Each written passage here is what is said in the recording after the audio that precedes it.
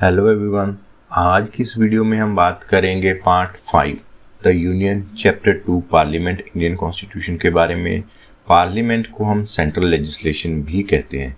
तो चलिए स्टार्ट करते हैं। आज का जो हमारा वीडियो लेक्चर है वो है कि इंडियन कॉन्स्टिट्यूशन ने जो पार्लियामेंट्री सिस्टम है वो अडॉप्ट किया है। ये पार्लियामेंट्री सिस्टम है यूके यूनाइटेड किंगडम के मॉडल पे आधारित है और इंडियन बाइकैमरिकल लेजिस्लेशन सिस्टम है और इसमें प्रेसिडेंट स्टेट का हेड होता है। सबसे पहले बात करते हैं article 79 of constitution of parliament. Parliament की बनतर कैसे है, पार्लियामेंट क्या है। तो पार्लियामेंट फॉर यूनियन है, उसमें प्रेसिडेंट, काउंसिल ऑफ स्टेट और हाउस ऑफ पीपल होता है। प्रेसिडेंट इसमें मेंबर नहीं होता but president is a part of parliament of India. Parliament का वो पार्ट होते हैं, हाल दो वो मेंबर नहीं होती। तो बेसिक जो मेन काउंसिल ऑफ स्टेट और हाउस ऑफ पीपल जिसमें पूरी लेजिस्लेशन बनती है और उसके बाद प्रेसिडेंट के पास वो असेंट के लिए लेजिस्लेशन है कोई भी वो जाती है। तो ये देखिए यूनियन में बेसिकली 3 चीज़ें हैं। प्रेसिडेंट जो कि आर्टिकल 52 में दिया गया है, जो हम ऑलरेडी कर चुके हैं। काउंसिल ऑफ स्टेट या राज्यसभा आर्टिकल 80 में दिया गया है और हाउस ऑफ पीपल आर्टिकल 81 में इसकी कॉन्स्टिट्यूशन दी गई है, जिसके बारे में आज हम इस वीडियो में बात करेंगे। तो सबसे पहले बात करते हैं काउंसिल ऑफ स्टेट की। काउंसिल ऑफ स्टेट की कंपोजिशन कैसे होती है। आर्टिकल 80 है ऑफ इंडियन कॉन्स्टिट्यूशन, ये काउंसिल ऑफ स्टेट की बात करता है। काउंसिल ऑफ स्टेट में टोटल 250 मेंबर होते हैं, जिसमें 12 मेंबर हैं वो प्रेसिडेंट के द्वारा नॉमिनेट किए जाते हैं। और फर्दर आर्टिकल 80 की क्लॉज 3 कहती है कि the member to be nominated president shall be, और इसमें जो प्रेसिडेंट द्वारा मेंबर हैं वो नॉमिनेट किए जाते हैं, उन पर वो पर्सन होनी चाहिए जिसकी स्पेशल नॉलेज और प्रैक्टिस और एक्सपीरियंस हो किस फील्ड में, लिटरेचर, साइंस, आर्ट और सोशल सर्विस में। ये लोगों को नॉमिनेट करते हैं प्रेसिडेंट क्लॉज 3 के अंतर्गत, जो कि प्रोविजन दी गई है आर्टिकल 80 में। Not more than 230 representative of state and union territory. 238 से ज़्यादा मेंबर हैं वो स्टेट एंड यूनियन टेरिटरी के रिप्रेजेंटेटिव नहीं होने चाहिए राज्यसभा में। तो जो प्रेजेंट राज्यसभा की स्ट्रेंथ है वो है 245, आउट ऑफ विच 233 मेंबर हैं वो रिप्रेजेंटेटिव हैं स्टेट और union territory of Delhi and Pondicherry के, और जो 12 मेंबर हैं वो नॉमिनेटेड हैं प्रेसिडेंट के द्वारा।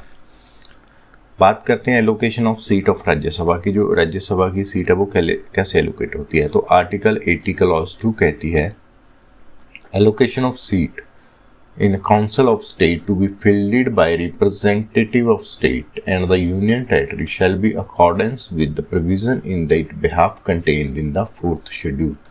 4th schedule में जो प्रोविज़न दी गई है उसके हिसाब से सीट की एलोकेशन दी गई है 4th schedule में। प्रॉपर किस स्टेट को, किस यूनियन टेरिटरी को कितनी रिप्रेजेंटेशन, कितने मेंबर की रिप्रेजेंटेशन है राज्यसभा में, वो सारा कुछ 4th schedule में दिया गया है जो इंडियन कॉन्स्टिट्यूशन में है। Representatives of the state shall be elected by elected member of legislative assembly of the state। जो रिप्रेजेंटेटिव होंगे स्टेट के वो किस तरह से स्टेट राज्यसभा के वो इलेक्ट किए जाएंगे लेजिस्लेटिव मेंबर के द्वारा, लेजिस्लेटिव असेंबली के द्वारा, with a single proportional representative vote by single transferable voter.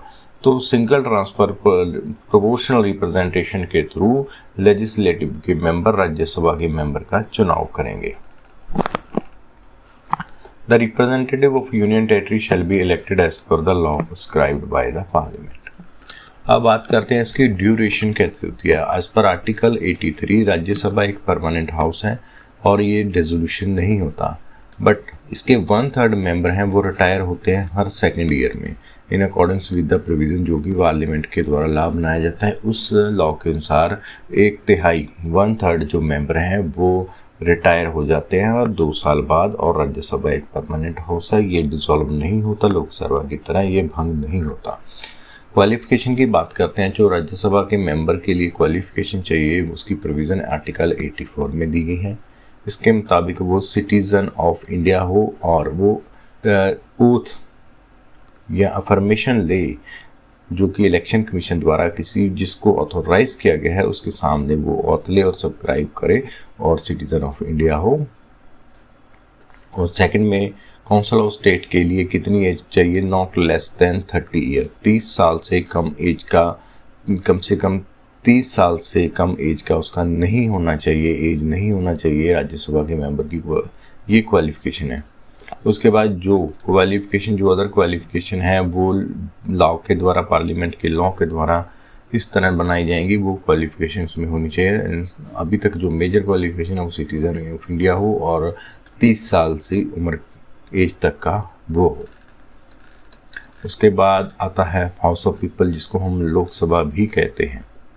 Lok Sabha की कॉम्पोजिशन है वो आर्टिकल 81 में दी गई है। लोकसभा में जो प्रोविज़न है आर्टिकल 81 के मुताबिक, not more than 530 member, more than 530 member chosen bye direct election from the territorial constituency in the state. 530 जो मेंबर हैं वो डायरेक्ट इलेक्शन, जिसको हम जनरल लोकसभा इलेक्शन भी कहते हैं, जिसमें हम एक लेमैन की लैंग्वेज में हम बात करें, प्रधानमंत्री के लिए जो इलेक्शन होते हैं उसको जनरल जो इलेक्शन लोकसभा के लिए बोलते हैं। उसमें जो 530 मेंबर हैं वो जनरल इलेक्शन के थ्रू आएंगे और नॉट मोर देन 20 मेंबर हैं वो रिप्रेजेंट करेंगे यूनियन टेरिटरी के द्वारा, जो पार्लियामेंट के लॉ के द्वारा वो इलेक्ट किए जाएंगे। और उसके बाद जो मैक्सिमम स्ट्रेंथ है वो कॉन्स्टिट्यूशन में प्रोवाइड की गई है वो 552 है। 552 जो मैक्सिमम स्ट्रेंथ है वो कॉन्स्टिट्यूशन के द्वारा दी गई है, जिसमें 530 मेंबर हैं वो रिप्रेजेंट करेंगे स्टेट को इलेक्शन के द्वारा और अप टू 20 मेंबर हैं वो यूनियन टेरिटरी के मेंबर होंगे। और इसके अलावा एंग्लो इंडियन कम्युनिटी के जो 2 मेंबर होंगे प्रेसिडेंट द्वारा, आर्टिकल 331 में उनको प्रेसिडेंट को अगर लगता है भी इस कम्युनिटी को एडिक्वेट रिप्रेजेंटेशन नहीं मिली है हाउस में, तो वो 2 मेंबर नॉमिनेट कर सकते हैं। तो टोटल 552 मेंबर हैं जो लोकसभा के होते हैं। अब इसकी एलोकेशन की सीट की बात करते हैं। इसकी सीट की एलोकेशन होती है, हर स्टेट को हाउस में रिप्रेजेंटेशन दी जाती है उनके रेशो को देखते हुए, नंबर ऑफ पॉपुलेशन की हिसाब से, उसकी कितनी पॉपुलेशन है और उसकी कितनी नंबर ऑफ सीट दी जाएंगी, इस पॉपुलेशन के हिसाब से, इस पॉपुलेशन के बेस पे उनको नंबर ऑफ सीट है अलॉटमेंट होती है। और ये ध्यान रखा जाए कि जो जाता है कि जहाँ तक प्रैक्टिकल हो सब स्टेट को पॉपुलेशन के मुताबिक इक्वल रिप्रेजेंटेशन दी जाए। ईच स्टेट है वो टेरिटोरियल कॉन्स्टिट्यूशन में डिवाइड की जाती है उस रेशो में कि population of each constituency and number of seat allotted to it so far same throughout the state. और उसके बाद फर्दर है कि जो कॉन्स्टिट्यूएंटी जो स्टेट की हैं वो पॉपुलेशन के हिसाब से वो भी प्रैक्टिकली सेम हो। उसके बाद की provision, a clause shall not applicable for the purpose of allotment in the house of people to any state so long as the population of the state does not exceed 6 million. और ये जो provision है population के base वाली, ये उस state पे लागू नहीं होती जिनकी जो पॉपुलेशन है 6 मिलियन से ऊपर नहीं है।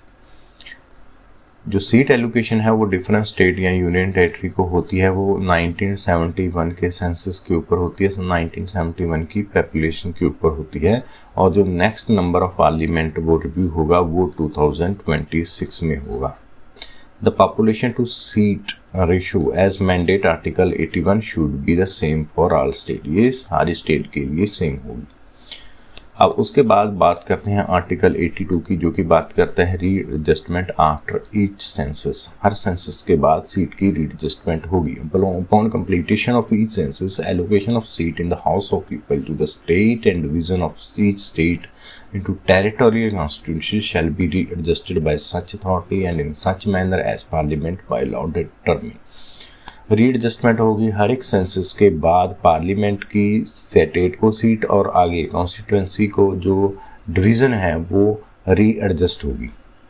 अब बात करते हैं कि लोकसभा की ड्यूरेशन कितनी होगी।